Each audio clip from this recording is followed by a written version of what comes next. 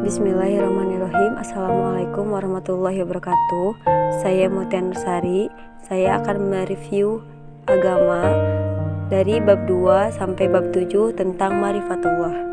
Materi pertama yaitu tentang ahamiyatu Ma'rifatullah. Ma'rifatullah berarti usaha untuk mengenal Allah. Metode untuk mengenal Allah yaitu dengan cara bertafakur. Tafakur adalah kegiatan berpikir menggunakan akal dan hati. Dengan mengenal Allah, kita dapat berhubungan langsung dengan Zat yang Maha Kuasa, yaitu Sang Pencipta. Karena dengan bertafakur mempunyai nilai yang sangat istimewa di sisi Allah.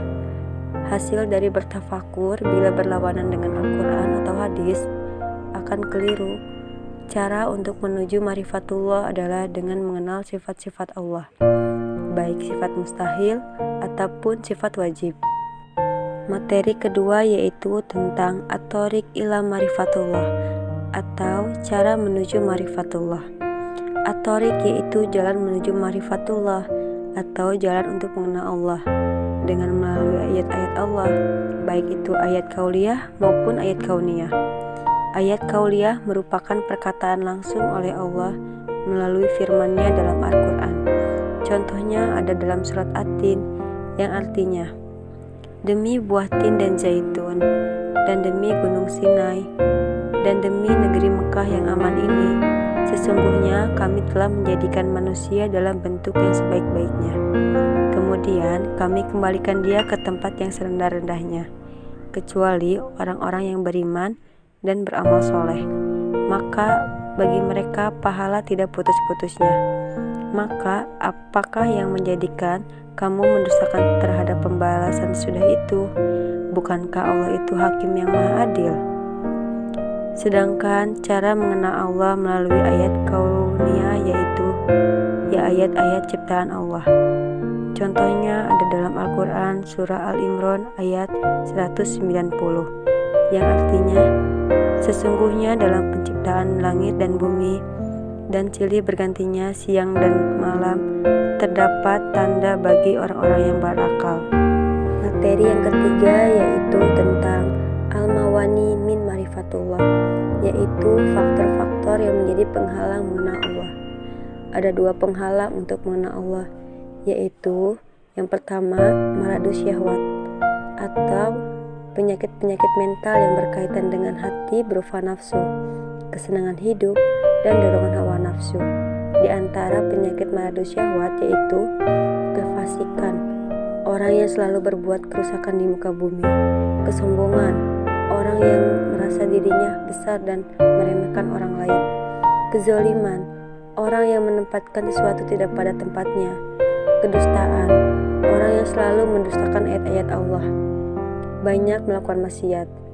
Yang kedua ada maradus syubhat, yaitu penyakit yang berkaitan dengan mental dan masalah akal dan logika kita.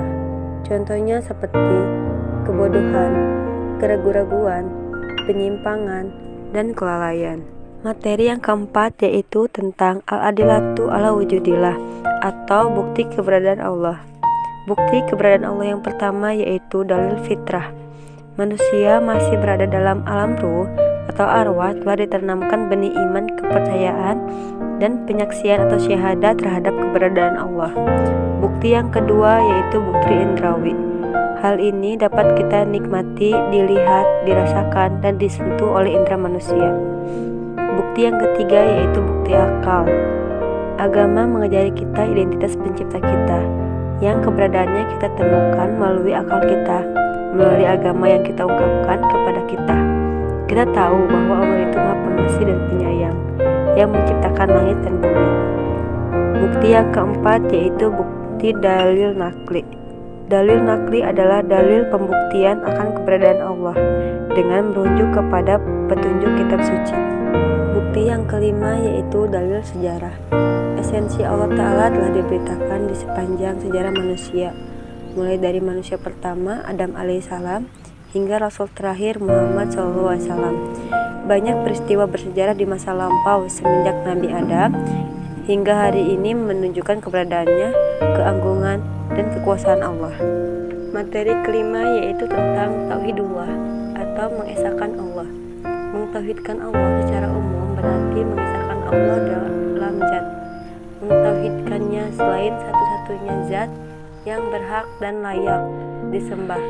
Tiada sesembahan yang benar selain Dia, sehingga tidak boleh menyekutukannya dengan sesuatu apapun dalam ibadah. Macam-macam tauhid. Tauhid yang pertama yaitu tauhid rububiyah, adalah mentauhidkan Allah dalam kejadian-kejadian yang hanya bisa dilakukan oleh Allah, serta menyatakan dengan tegas bahwa Allah adalah Rabb, Raja, dan pencipta makhluk hidup, dan Allah yang mengatur dan mengubah keadaan mereka. Yang kedua ada tauhid mulkiyah. Berpegang tauhid mulkiyah adalah berasal dari kata malika atau yang milik, artinya memiliki, berkuasa penuh atas yang dimiliki.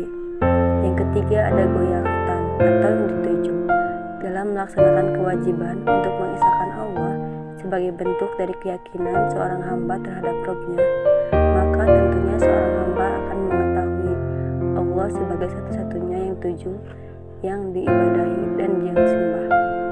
Yang keempat ada ilahan mabuzah atau Tuhan yang disembah. Makna dari ilahan mabuzah ini menjadikan indikasi bahwa hanya Allah sebagai satu-satunya yang wajib disembah dan diibadahi. Tiada Tuhan selain itu yang menjadi tandingan sebagai ilah yang disembah. Materi yang terakhir atau yang keenam yaitu tentang al-hayatu fi dzilali tauhid atau hidup dalam naungan tauhid. Cara hidup dalam naungan tauhid yaitu dengan mentauhidkan Allah. Hidup mulia hanya akan diraih apabila seseorang hanya berwala atau roya kepada satu Tuhan yang maha sempurna yaitu Allah, dengan pemahaman akidah yang benar dan sesuai dengan yang diajarkan oleh Rasulullah SAW. Di antaranya yaitu yang pertama zat. Esensi Allah Ta'ala adalah zat yang maha sempurna.